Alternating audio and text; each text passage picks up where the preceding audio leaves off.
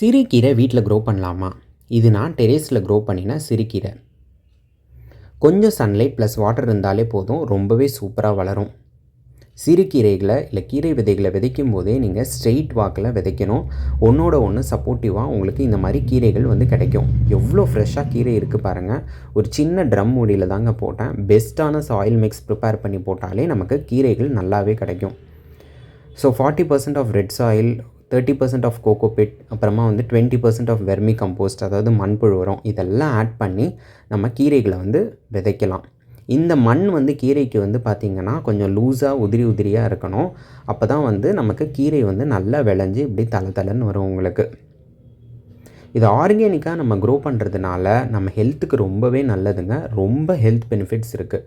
Daily நான் இப்படி தான் கட் பண்ணி சாப்பிட்றேன். நீங்களும் வீட்டில் ட்ரை பண்ணுங்கள். கீரை ஹார்வெஸ்ட் பண்ணியாச்சு. டெரேஸ் கார்டன் டிப்ஸுக்கு நம்ம சேனலை ஃபாலோ பண்ணிக்கோங்க, லைக் பண்ணுங்கள்.